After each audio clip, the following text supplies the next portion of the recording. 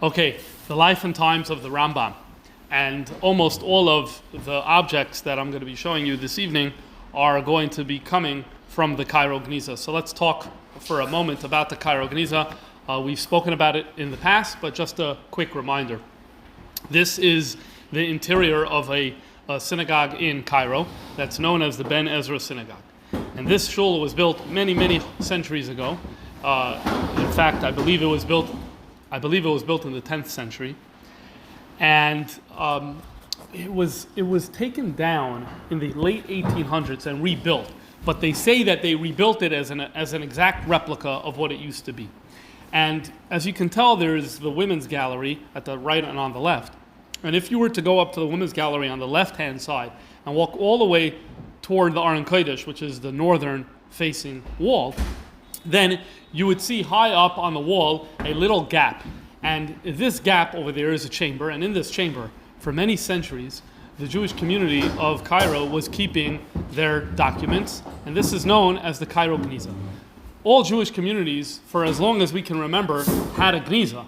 But the difference of the Cairo Geniza and all other Genizas is that a regular Geniza in a shul, every year or so, someone comes, takes the material out, buries it in a cemetery, and it decomposes in the earth. Here, however, for whatever reasons, for reasons that no one really knows, the documents were never taken out. And they remained there, starting from the 10th century, the 11th, the 12th, the 13th, the 14th, the 15th, the 16th, only more and more and more being added in this chamber and in other rooms in this shul as well. It's during the age when Europeans come to Egypt to start taking some of the very important artifacts that were there in that country and bringing it back to Paris and bringing it back to London, the Jews started doing the same. And they come to this shul and they learn about this treasure and they start taking it out. And I actually heard, I didn't read much about this, that a few months ago, there was some sort of new discovery in the Cairo Geniza, and the Egyptian authorities came and took everything away. So maybe we should look that up after to see what happened over there. Anyway, for our purposes tonight, we are going to focus on the Rambam, because what happened here is that there is so much writing from the Rambam himself, autographs, that we have as a result of this Geniza, which means that at a certain point his archive was dumped into this Geniza. It's hard to imagine why this would happen. Didn't people realize how great he was and wouldn't they want to have held on to his materials? So it's a good question to have. I don't really know exactly what the answer to that is. Just before I show you this material, just a little bit perspective. If I asked you, have you ever seen Rashi's handwriting? The answer is no. Have you ever seen Rabbeinu Tam's handwriting? The answer is no. Have you ever seen the Rif's handwriting? The Rush's handwriting? The answer is no. Have you ever seen the Marshaw's handwriting? No. Go down the list. We don't have the actual handwriting of almost any Gedolei Yisrael from the Middle Ages. If you go to the modern period, starting the 1700s, 1800s, we have some stuff. But before that, we have almost nothing. In the Rambam, we have a lot. And almost all of it is thanks to the Cairo Geniza. So here, I'll just show you one classical document. This is written in a Judeo-Arabic, which means it's the Arabic language, but it's written in Hebrew alphabet, and this is much of the material in the Cairo Geniza is written in that language. And at the bottom, basically this is a document where someone is asking that a certain Jew take care of a Jew. There's a Jew named Yitzchak, and he's just come to town. He's new here. We need to look out for him. He needs help paying the tax that Jews need to pay. So if the community can please help him.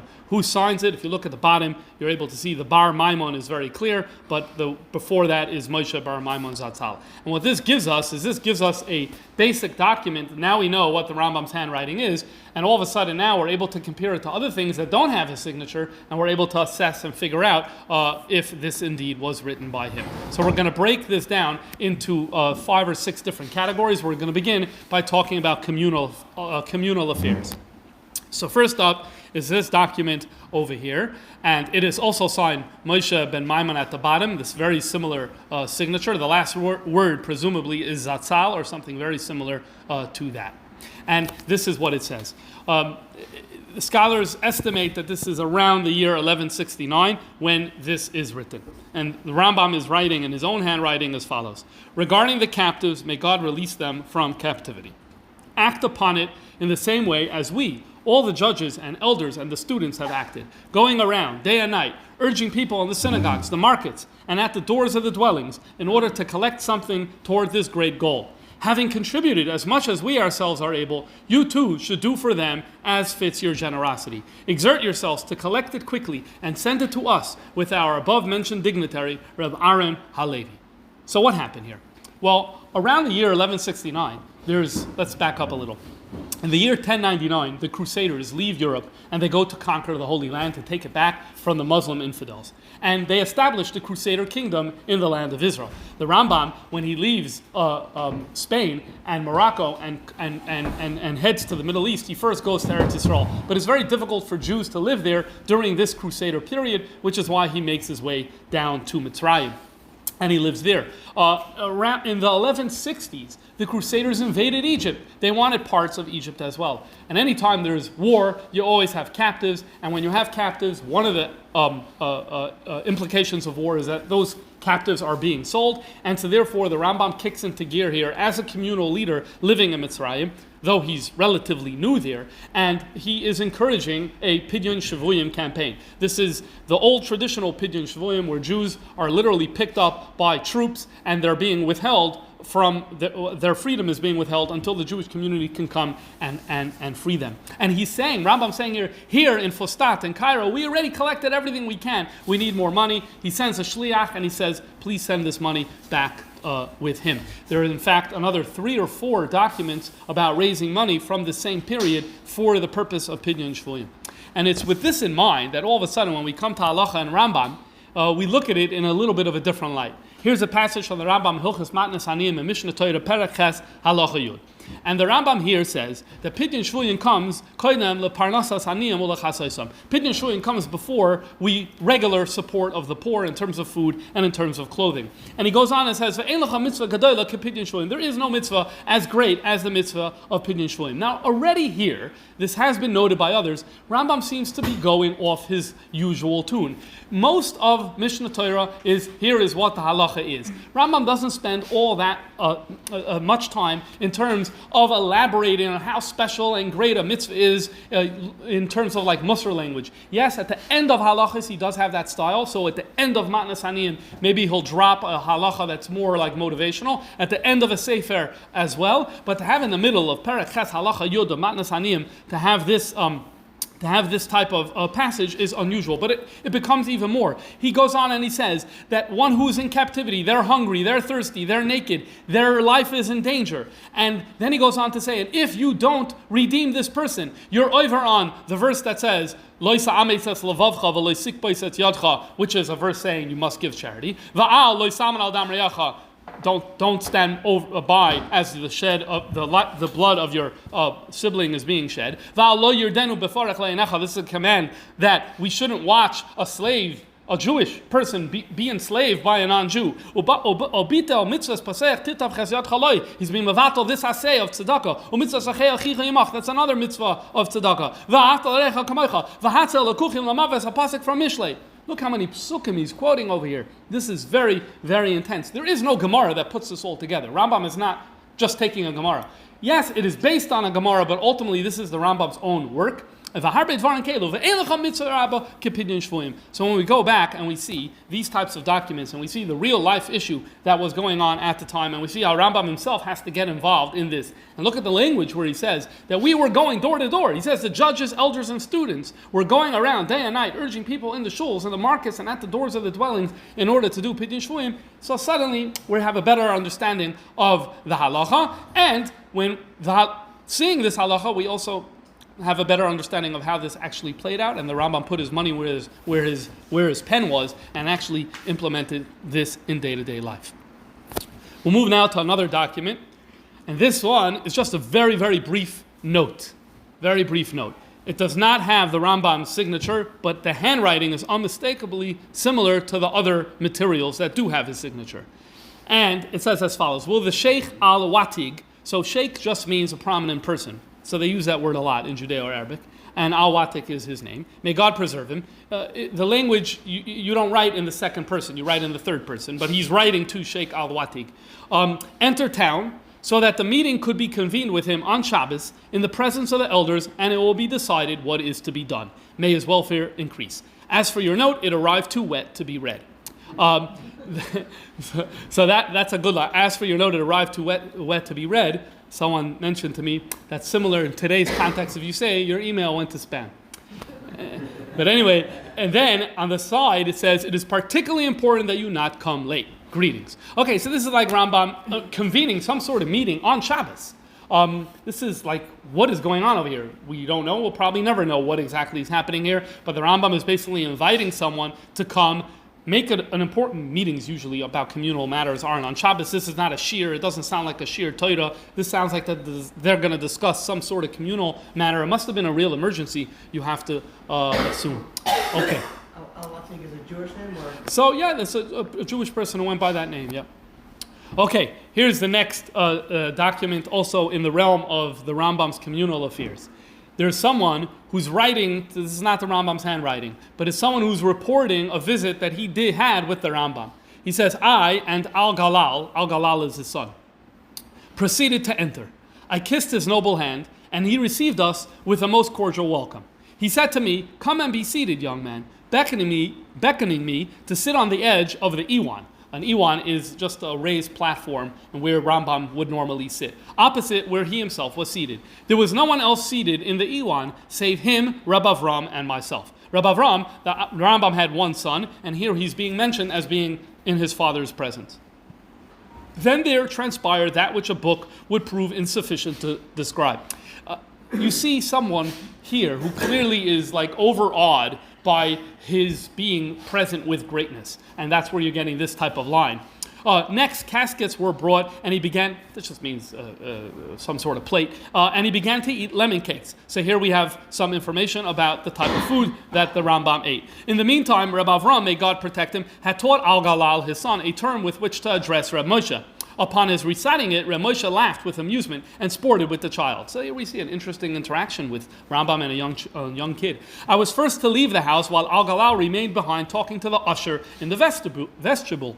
So here we learn about his gabbai. The Rambam had a gabbai who hung out in the hallway, in the foyer, who's allowing people to come in and out. So when you see these types of things, all of a sudden a picture of this person starts coming to life. Okay, there are many more examples of this, but now let's move to the Rambam, not as a communal leader, but as a teacher.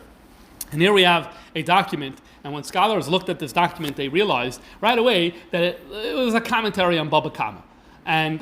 And the words it's discussing in Yanim and Baba Kama are written in Judeo-Arabic, not the Rambam's handwriting. But then they noticed the following, and here I'm making it a little bigger so you can see. It says in Judeo-Arabic, Pirush Mima Samana, which sounds very similar to Shamanu. I put the Hebrew right below it. So Pirush Mima Shamanu Mimoron V'Rabbeinu Moshe Harav Hagadol BYisrael Shimru Tsuroi, that's the Rosh Tevis for Shin Tzadik. May God, Tsuroi is Hashem, may the rock protect him, Min Baba Kama.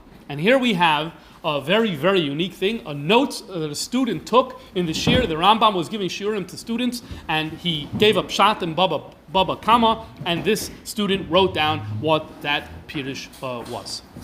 Now we'll move to Rambam as the Posek, as the one who's giving Piskei Dinim that are coming his way. So here we have, there are a lot of these questions that are written in other people's hands, and it's interesting because the Rebbe did something similar. The Rambam would write in brief on the note what the answer was. And then I guess someone would convey it or write it separately, and then they kept that original copy in the Rambam's archive, which made its way into the Geniza. So here you have a question written in someone else's hand that says as follows. An elderly widow accused him, and there's no reason to suspect this man on account of her, that he harassed her with words seeking to have relations with her. This is very, very interesting.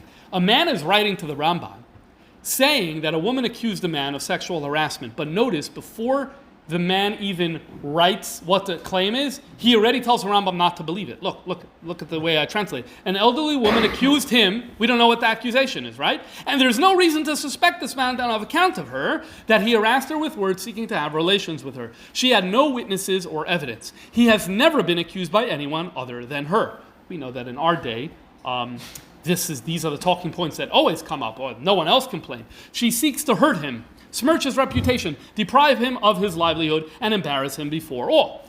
Okay, so what do you do? Should her words about him be believed or not? What do we do in this case? The question then goes on to say, could he make a cherem against her for accusing him or not? The Rambam's answer is here. This is his handwriting written on the same note, and he basically says, don't accept her words. That's not kosher edus al pi Torah, and so he says it can be disregarded. What's best in this situation is to stop the talking, don't issue a cherem, don't discuss this in public, v'kasav Moshe. Many of his tshuvas end with those two words, v'kasav Moshe, and Moshe has written. So obviously, to discuss wider, this issue really warrants bigger discussion, like how does halacha deal with these types of scenarios where there aren't witnesses and a woman is harassed or isn't harassed, and one side could be right, the other side could be right. How to deal with that is an important topic, and obviously that's not our purpose today, but it is interesting that this is one of the tshuvas that we have from in the Cairo Geniza. Here's another interesting example. We don't really know the context here, but in Rambam's handwriting it says, and the father-in-law cannot prevent this at all. So some sort of question came up, and the answer was the father-in-law can't get in the way, the kasav Moshe. But the reason I'm showing this to you, in addition to the fact that it's a second example, is because you'll notice here that a later, and people who know handwriting have said that the Koi Omar Hashem material was added later. So basically you have a letter. Rambam wrote a tshuva on the letter, and then 100 or 200 years later, someone regarded that extra space as real estate with which to use for writing, for practicing writing, for writing a prayer or whatever. It's almost unfathomable today. If you had a ksav of the Rambam, if we had a ksav of the Alter Rebbe, 200 years after the Alter Rebbe, we're holding on to that, we're not letting anyone touch it. But they obviously looked at things a little differently then, and someone felt completely comfortable of putting some sort of prayer, Koi Amar Hashem, about Yerushalayim or whatever it is, some sort of slicha, and putting this on this document. As I said before, there are many examples of questions with very, very brief answers of the Rambam. Many of them have been published in the Svarim about the Rambam that have been published over the last 100 or so years. Many of these answers have been published in the Tshuvas. Now we'll move to the Rambam's famous works. And the first famous work that he wrote was the Pirush HaMishnah. According to there are sources that indicate that he actually started writing this Pirush before he came to Egypt, while he was in Morocco or en route from Morocco to Eretz Yisrael. In the Cairo Geniza, they found these two pages and a few others that are clearly the Rambam's Pirush HaMishnah, clearly his handwriting as well, but it's clearly not the final draft, because it's not the way we have it. And so it's an earlier draft of the Pirush HaMishnah. This particular one is Masechah Shabbos Perek Beis, and we have a few of these copies. Now, when it comes to Pirush HaMishnah, we're lucky. Even without the Cairo Geniza, we actually have the majority of this Pirush written in the Rambam's hand. I'll stress again, this is unheard of. All of the Gdolei Yisrael that wrote Svarim, we don't have their original copy that they wrote. For Pirush HaMishnah, this we have an early draft, but we also have almost the entire thing. The Rambam wrote a Pirush HaMishnah on Shisha Sidrei Mishnah. For 5 of the 6 Darim, we have Rambam's original handwriting, and the story of its preservation is like this. It's in Mitzrayim. At a certain point, not entirely clear, it makes its way to Syria. It's there for a few hundred years. Then there's a non-Jew who comes to Syria in the 1600s. His name is Pokak, and he's a collector of this material. And somehow he convinces whoever has this in their custody to sell it to him. He brings it back to Oxford, and it makes its way into his collection and eventually into Bodleian Library in Oxford. So some of it is there, some of it is in the National Library in Israel. So 5 of the 6, there presumably was a 6th, but it has been lost. That is where we get the famous image of the Rambam's menorah. Everyone always talks about the Rambam's menorah. He wrote a menorah. How do we have the Rambam's menorah? Because in his Pirush HaMishnayos, in the Seches Menachos, he writes here what the Pirush is. And this is his handwriting, this is his Pirush, and this is where the source of this image of the menorah comes from. So I'm just showing you this one page. Again, this is not from the Cairo Geniza. This would have survived even without the Cairo Geniza. This, however, no, the Rambam did not write Pirush HaMishnayos in Hebrew. He wrote it, Sefer HaMitzvos and Pirush HaMishnayos and Moreh Nevuchim, he wrote in Judeo-Arabic. They were translated later by others. And in our generation, there's been recently new translations that have been issued based off these originals. And is this the final draft? So this is the final draft, but you're able to tell, if you look on the left-hand page, there's cross-outs, there's new material added in the margin. So this was Rambam's master copy, but as we know from here, and we know this from other works as well, the book never finished. have to remember, when someone prints a book today, there's a printing date, and once you print it, it's over. What can you do, right? But in those days, what did it mean to publish a book? You wrote it, and you said, okay, now people could come and copy it. But you still had your master copy at home, and you would go and make changes to your work. And that's what Rambam was doing throughout his ages, and throughout his life. And this is true for here, what we're seeing here, and this is also true for the other works as well. Which is why you have different versions of. Why do we have different versions of Pirush HaMishnayos and Rambam? Why do we have different versions of Mishnah Torah? The reason is because some were copied, let's say, in the year 1190, but then Rambam introduced a change in 1192, and a new copy is copied in 1193. So this is one of the reasons why we have variations in the text of the Rambam. Okay. The later versions, but at least there it's all labeled and clear. Yeah, okay, next we're going to go to the aborted work. This is no relationship to last week's class. The Rambam finished Pirush HaMishnayos, and he was going to do another project.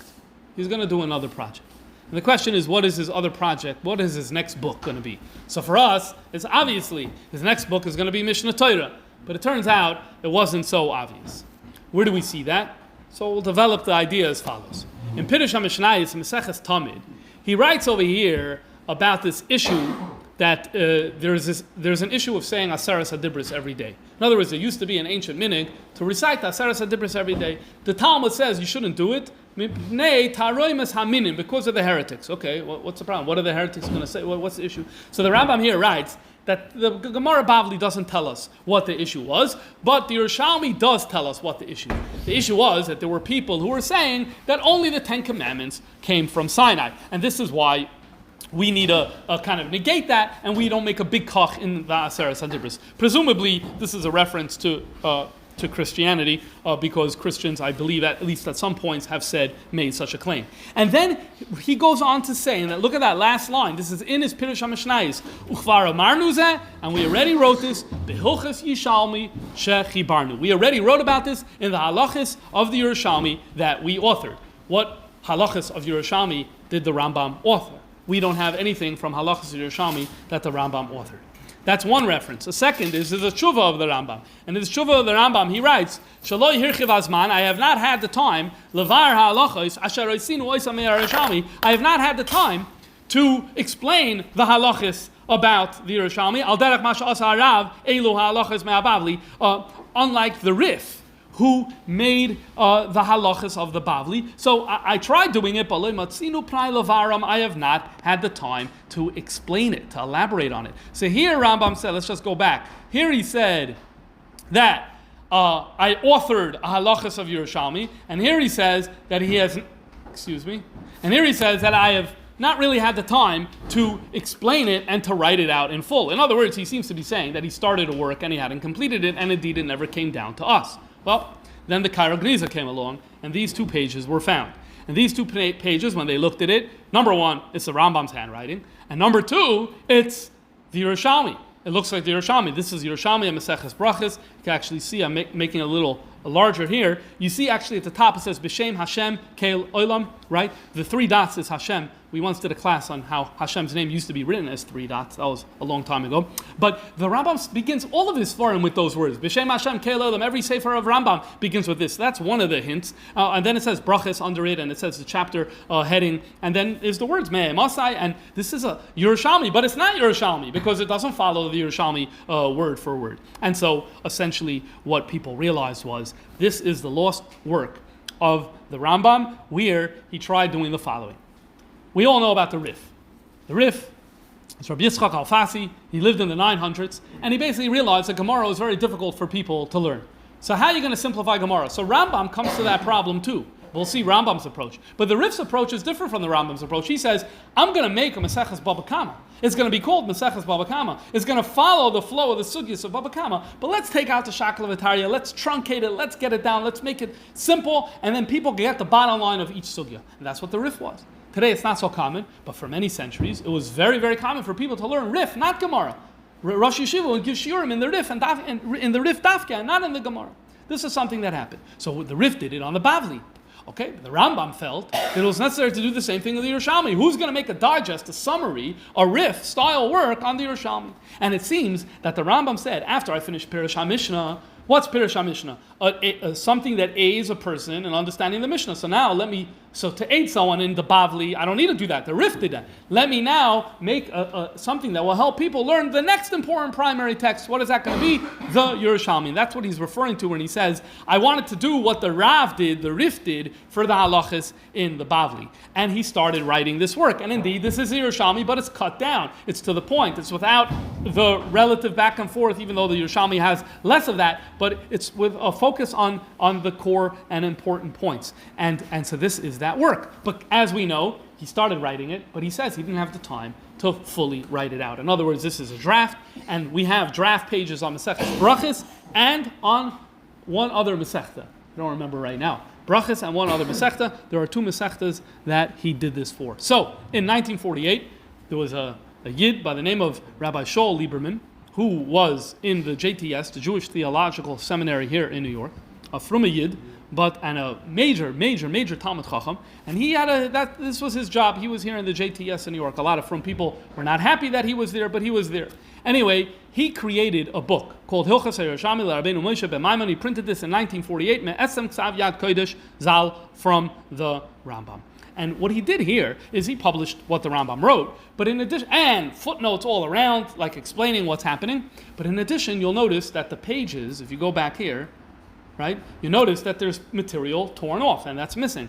So he could have just left it blank, but he decided, you know what, let me guess. I have the Yerushalmi in front of me. I know what the Rambam's trying to do, so let me try to guess what the Rambam would have done. How would he have been mekatzer these particular lines over here? And he did that.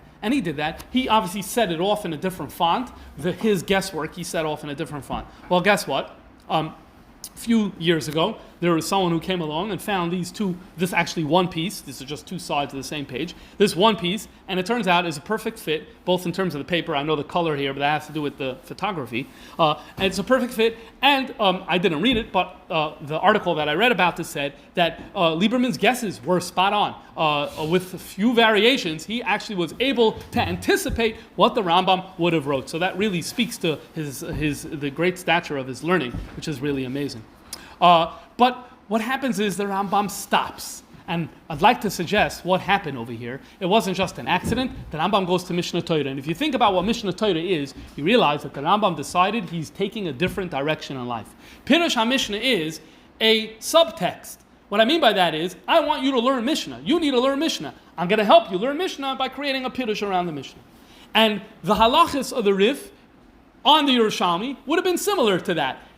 We're working within the framework of the Talmud Yerushalmi. I want you to do Talmud Yerushalmi, but let me make an easier version for you to learn Yerushalmi. Well, we know that Mishnah Torah is a complete departure from that. Mishnah Torah isn't based on the Gemara. Well, I shouldn't say that. It is based on the Gemara, but it's not written in the format of the Gemara. It's not written, as the Rambam himself says in an introduction, I am going to give you a text that all you need is Torah Shebeksav and this. In other words, this idea of truncating a Yerushalmi or writing a commentary on something else, that's in my past. For the future, it's about writing independent works that aren't secondary to something else. And that's why we get to Mishnah Torah. And that is probably why he says, why should I go and make a kitzur of the Yerushalmi? Let me make a kitzur of the entire Torah Sheba'al Peh. And by the way, reorganized, reformatted, and structured. And not that you have a little bit of a sugya, a little in ksubis, a little in kedushin, and a little in nazir, and then you have to figure out how they all work. No, I'm going to make it all organized. And not just the Yerushalmi, all of the Torah. So in other words, you can imagine once he realized what he's doing with Mishnah Torah, so all of a sudden the halachis on the Yerushalmi, that became the minor leagues, relatively speaking, and he decided not to invest himself in that. Ulay Shloimar, that's what happened over here. Well, in the Cairo Geniza, we have drafts of the Mishnah Torah as well. In fact, last year at the Siyum Rambam, I showed you some of them. I'm not going to show you the same one. I'm going to show you a different one. So here, you have the following. This is a title page. I typed out what the Hebrew would be. Sefer Achadasar V'hu Sefer Mishpatim. Now, you need to realize the problem here. The problem here is, Sefer Mishpatim for us is the 13th book. There are 14 books in the Rambam. The last one is Shoftim, 14. Number 13 is Mishpatim. Here it says Sefer Achadasar V'hu Sefer Mishpatim. Okay, it seems that the Rambam originally intended for Mishnah Torah to be 12 books. And we even, from this page, could figure out how this would work. the last 4 books are Nizikin, Kinyan, Mishpatim, and Shoftim. And it seems that Rambam was going to take Nizikin, Kinyan, and Mishpatim and put it in one book, all called Mishpatim. And there would have been all the Baba Basras in one thing.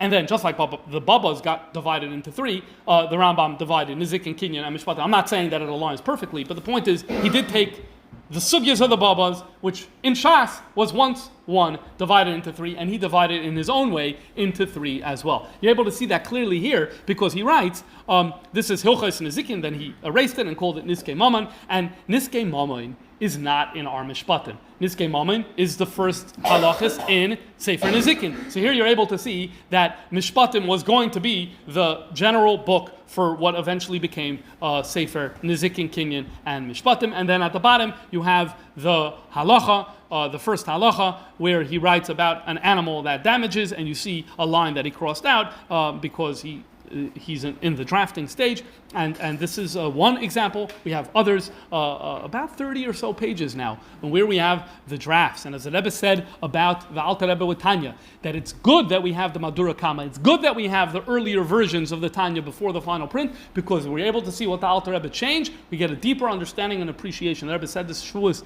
Tav Shalom and Ches. So, if I may say, we can say the same thing about the Rambam, and there have been Talmidei Chachamim who spent it. They work on this. I've seen this in rabbinic journals where they look at the earlier drafts, what the Rambam changed, and why the Rambam changes. Sometimes it's language. Sometimes it's actually a matter of substance, where it's an inyan or halacha, where you're able to see the Rambam changing. But all of this is in his drafts. All of this is in his draft. Eventually, the Rambam had his final copy. We don't have Rambam's final copy. The master text, where he said, this is it, no one has identified that today. I did show you last year something that is the next thing after that, because what happened was we have this. Here, it's not Rambam's handwriting. You could tell from the font that it's a professional scribe who wrote out Sefer Mada and Sefer Ava in his own hand, but then at the end of the book, it says the following, Huga misifri, ani, Moshe, Barabbim Maimon, Zatzal. And it's the same handwriting. And what's basically happening here, in a nutshell, is as follows. There's a scribe who writes out a Mishnah Torah. The owner or the scribe comes to the Rambam and says, okay, we copied it, we wrote it. I want to now make sure that we got it right. When you copy by hand, you're going to make mistakes. So can we compare it and spot check it against your master copy? And Rambam says, sure. Perhaps Rambam was used to getting these requests all the time. And then the guy was smart, and he goes over to the Rambam and he says, please autograph that this has been edited against your master copy, which is what happens. The Rambam writes it. Huga misifri, ani Moshe b'Rabbi Maimon. This is not a Cairo Geniza volume. This Mada and Ava with this signature at the end is not the Cairo Geniza. It too made its way, like the Pirush Mishnayos, from Egypt. It went to Syria. It was there for hundreds of years. An Englishman by the name of Robert Huntington, also in the 1600s, came, also coaxed someone to sell it to him, brought it back to England, and it's today in the Bodleian Library in Oxford.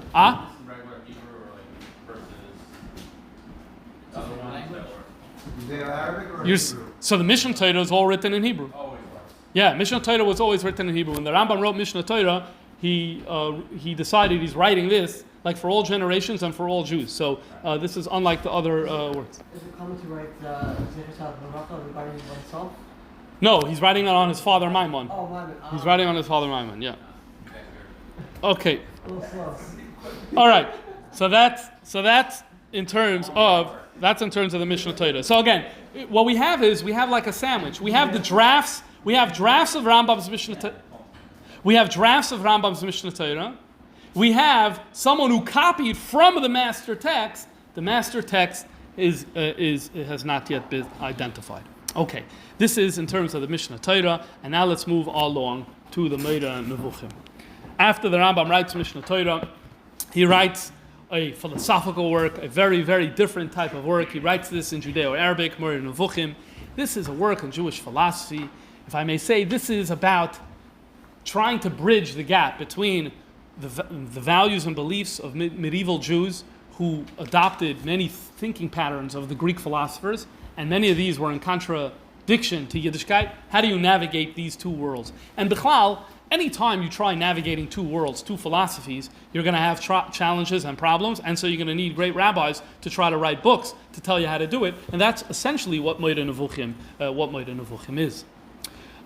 In the Cairo Geniza, there are drafts of the Meira Nevuchim. This draft is not written by Rambam. This again is a scribal hand. Ignore all the material in the margins. That is gibberish that someone added later.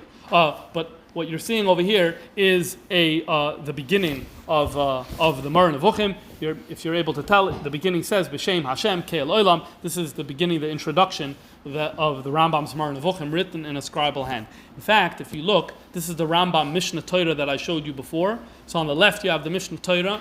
On the right you have the Moreh Nevuchim, and the fonts and the handwriting are very, very similar. Some have said that it really seems like this is the same scribe, the same one who wrote the Mishnah Torah and then got the Rambam to autograph it, is the same one who wrote this Moreh Nevuchim. What's interesting about that is that the other side of this page looks like this. Now, here again, you have to ignore all that gibberish, but in the middle you have 3 psukim or so, and that's here, blown up, okay, so that's this. And this is the Rambam's handwriting. And these are 3 psukim. The Rambam begins Moreh Nevuchim with 3 psukim. These are 3 other psukim, but it's in the Rambam's hand. It seems like at one point there may have been other psukim. So all of a sudden, it seems like we have 2 instances of a relationship between this scribe and the Rambam. The Moreh Nevuchim is written by the scribe. The Rambam writes introductory verses on it. The Mishnah Torah is written by the scribe. The Rambam signs it and autographs it. So there's something brewing here about the relationship between these 2 individuals. As for the actual body of the Moreh Nevuchim, here's 2 pages. That is a draft of part 1, chapters 64 and 65 of the Moreh Nevuchim.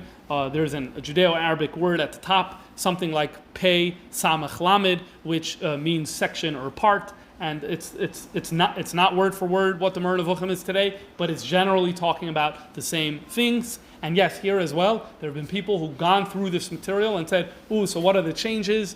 And the little that I saw, they feel that this is like Rambam somewhat tempered some of his arguments in the final draft, and that this is to an extent more extreme in terms of some of the points. But I'm no authority to be able to talk about that. Okay.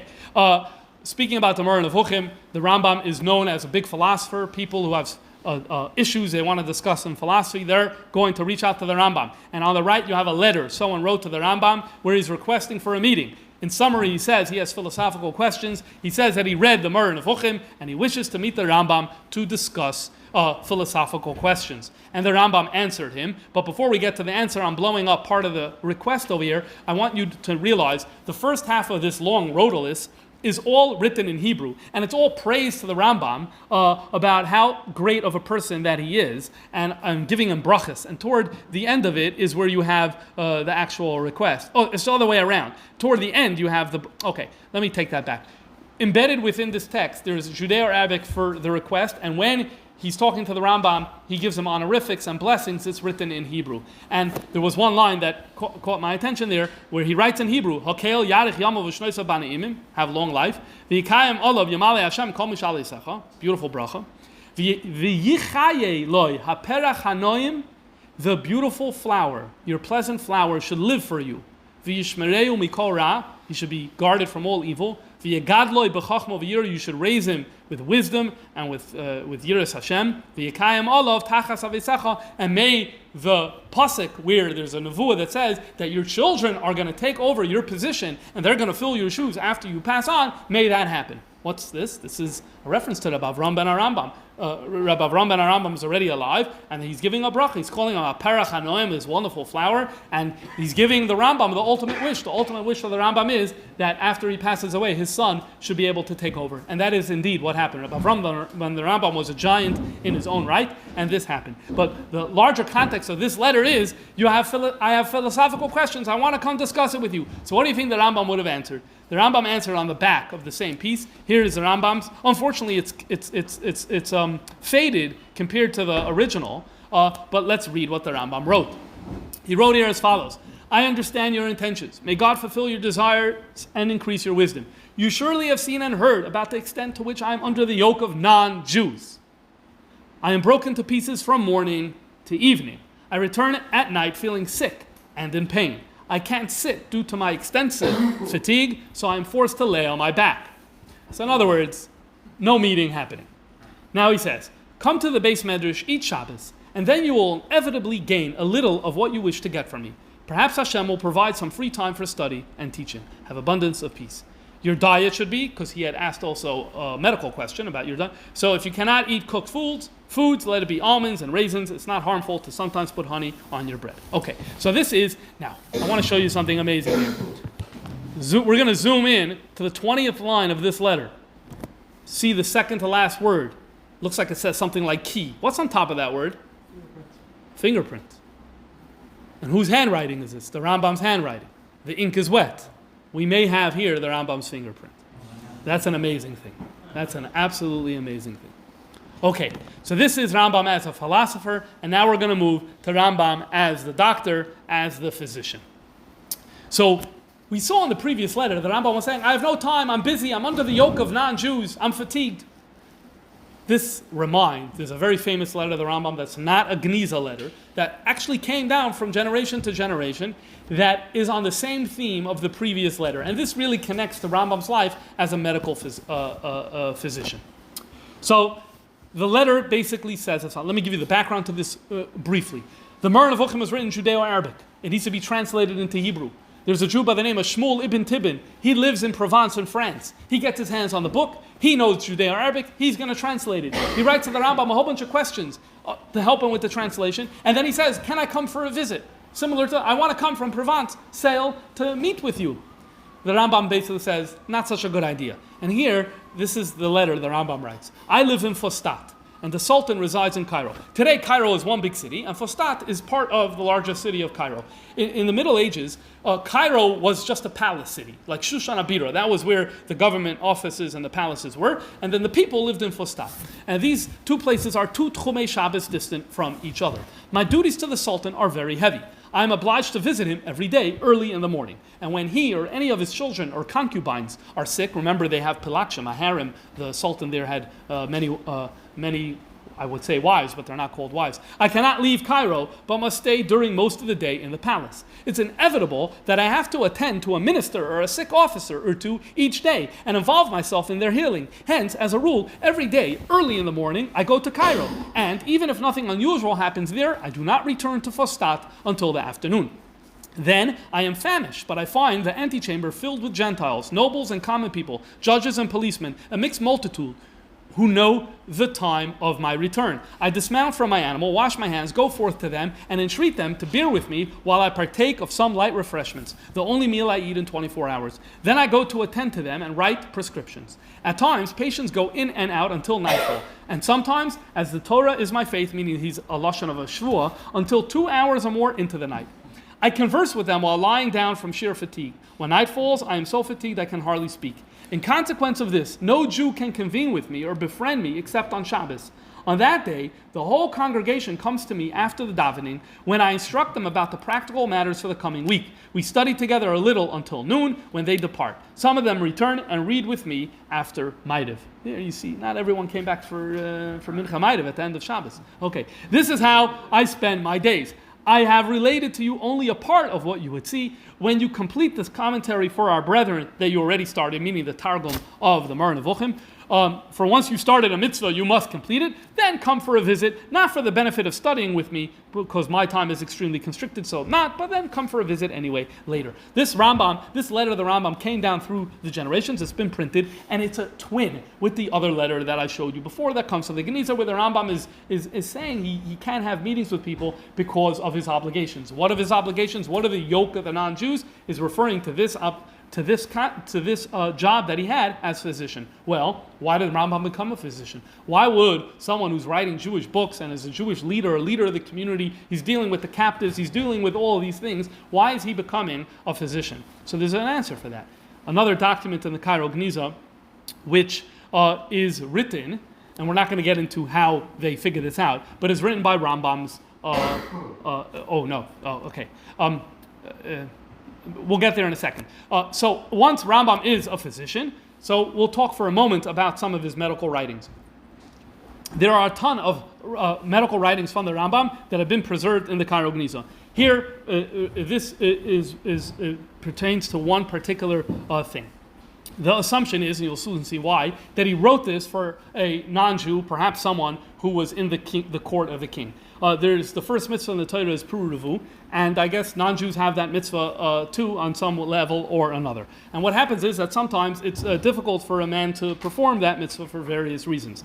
And so certain medications need to be taken. So the Rambam here prescribes a medication for that purpose. He writes, if one takes this famous iron water and boils it in some measurement of ox tongue, half an ounce of lemon peel, half of a dirham of beaten carnation, and one mixes 2 riddles of wine or a riddle of honey, and he writes, here's a parenthesis, for one who does not consider wine permissible, in other words, it should be wine, but if you don't consider wine permissible, you could use honey.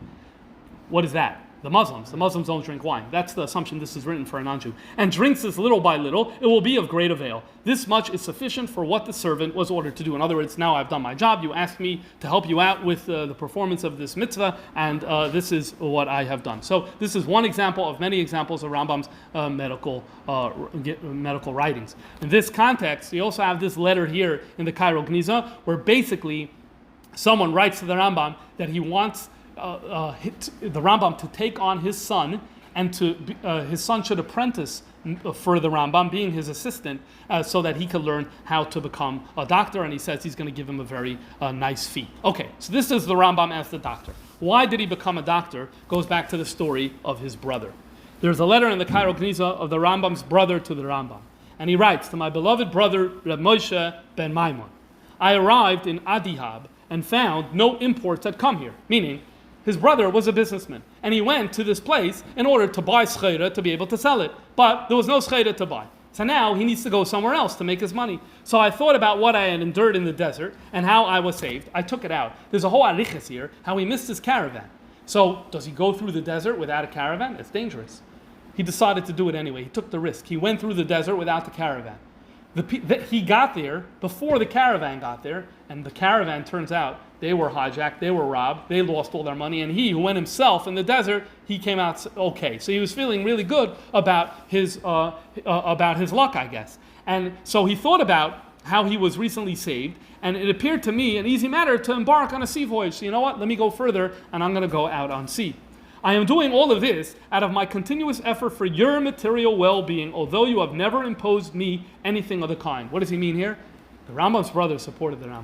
The Rambam didn't need to work for a living, and he didn't take communal money. And the Rambam has a famous position, we can't get into this too much today, in Rambam, where he says, in Mishnah Torah, you're not a scholar, you're not allowed to take money for teaching Torah, you're not allowed to take money for being a Rav. Okay, this is a very controversial thing. The Rambam had this position. So where did he get his money? His brother was a businessman. His brother invested the initial capital from the Rambam, and the Rambam didn't have to work for a living. He lived off of this.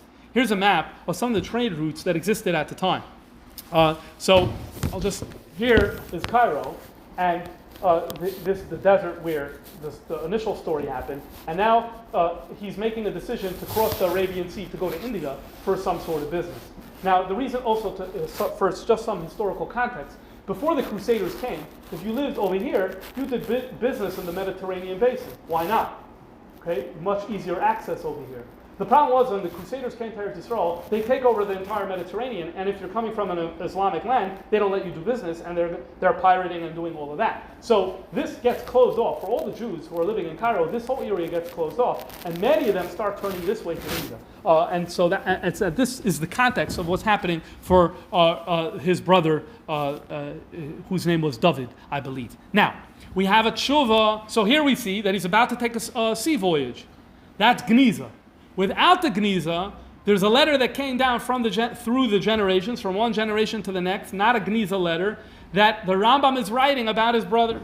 And he writes over here how he's having a very big tsar. The Rambam writes, a very big tsar. He's been ill. He lost a lot of money. Moisrim are trying to kill me, he writes. And the worst thing is what just recently happened, he's writing in a letter. The worst thing that ever happened in my life. And that's the tzaddik, the tzaddik who passed away in the Indian Ocean. He had a lot of my money, he had a lot of his money, and he had a lot of money that he owed other people. And he left a young daughter and an almana by me. And now, for a year after hearing about this, I was stuck in bed with illness, and I wasn't able to get out of bed, and it almost felt like I was dying. And from that day till today has been 8 years, and I have not been comforted. How could I be comforted? He was my younger brother. He grew up on my knees. He was the brother. He was the student. He was the one who was Noisif and Noisim Bashuk.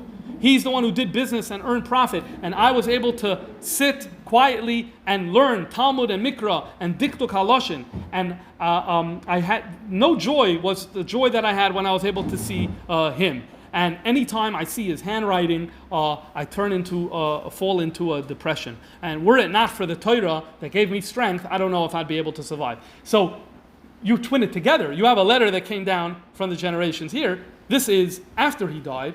And we know that he was about to take a sea voyage. So some people have assumed that that's right before. This is after. Anyway, this is the background of why Rambam becomes a doctor. He can't take money for teaching Torah because he holds you're not allowed to.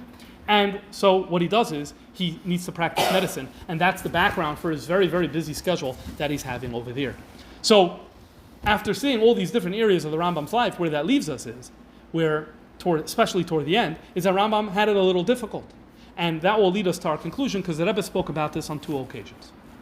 So, Yud Shvat Tov Shalom Lamed Beis was a lengthy sikha about the need to see the positive in the world. And although we face challenges and difficulties all the time, and it is therefore easy to fall into the trap of saying, life's terrible, life's horrible, the world is a rotten place, the Rebbe said, this is a mistake. We always need to try to find the good. We always need to try to find the positive. And the Rebbe here mentioned at this Fabrengen and said the following. When we read the letters of the Rambam, we see there a letter where he writes about his life, about the order of his day, and we see that in actual fact, there isn't a person who has as much suffering and difficulty.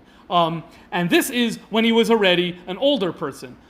He's already mature. He's already in the chutzner of the Sultan. With all the details that he writes over there about his difficulties, weakness in his body, and the anxieties that he had. So here the Rebbe seems to be referring to that letter to Ibn Tibbon about his daily schedule and how he has no time whatsoever. And yet the Rebbe goes on to say, B'shas, you look in the Sefer Mer Nevuchim, you're able to see that he was optimist and he had a positive perspective in life. I'll share with you what that means in a moment. Then there's a letter of the Rebbe in Tafshin Yud Aleph, where the Rebbe writes to someone who was going through a very, very difficult time. And the Rebbe was trying to impress upon this person that it's not so much the circumstances that matter, it's your attitude that matters. And the Rebbe said, we see clearly, that to a large extent, that events that happen to you, the extent that it affects you depends on you. How you relate to them. And then he goes on and says, the best example is the Rambam. His external life, meaning his day-to-day life,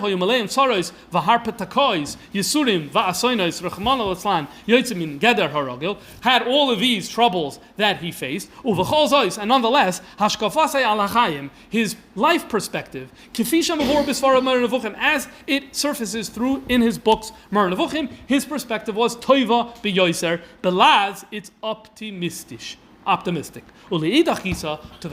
other hand, we see other people. They're very successful. And nonetheless, only once in a while do we see in them any satisfaction. Presumably, you would think that it would be the other way around. Success leads to satisfaction. And troubles lead to sadness. And what the Rebbe is trying to show here is that it's not necessarily the case. Of course, we all want success. Of course, we want to avoid troubles. There's no doubt. And there's no doubt that it plays a role in our psychological life. I don't think the Rebbe is denying the fact that circumstances can and do shape how we feel about things. But at the end of the day, it doesn't have the final say. The final say is with the human being to choose how they want to react. And in 2 different occasions, we see the Rebbe using the Rambam as a model for this. So the troubles, we know. We saw the letters, we saw the story, we know his brother. By the way, add to this the fact that why did he leave Spain? He was chased because the Almohad said that if you're Jewish, then you're going to get killed. So definitely we see that in the Rambam's life. But what is his optimistic perspective? In a nutshell, in Mer Nevuchim, there's a lengthy discussion.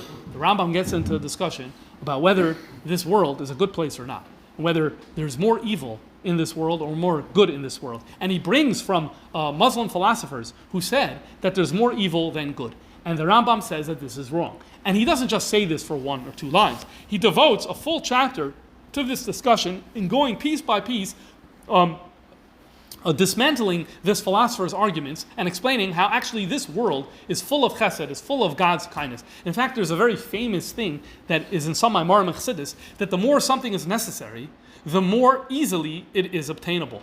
And we have this in the Mayim Rabbim of the in one of the Maimarim of the Reb Marash and in subsequent Rebbeim. So it's like air, everyone needs, is free. Water, okay, you need it, but not as much as air. Okay, so it's very cheap, right? Food, that's more expensive. You could air you need more, water a little less, food a little less. And the Rambam uses that, just one example from the chapter where the Rambam shows how nature is full of chesed, is very conducive for life, and this is all not random, it's given to us by Hashem, and so therefore we need to have an optimistic perspective. The Rambam had every excuse to go the other way, to become really bitter. Sometimes our perception of reality gets tinged when we experience negativity, and all of a sudden everything is negative. And the Rambam was able to overcome that, and the Rebbe is saying that this is something that we could look at ourselves and implement into our lives to the degree that's possible. So I hope this is something that we could do, and everyone could do this because all this material is online. The Rambam, we don't have an exact image of what he looked like. I don't believe that the image we have today is a reflection of what he looked like.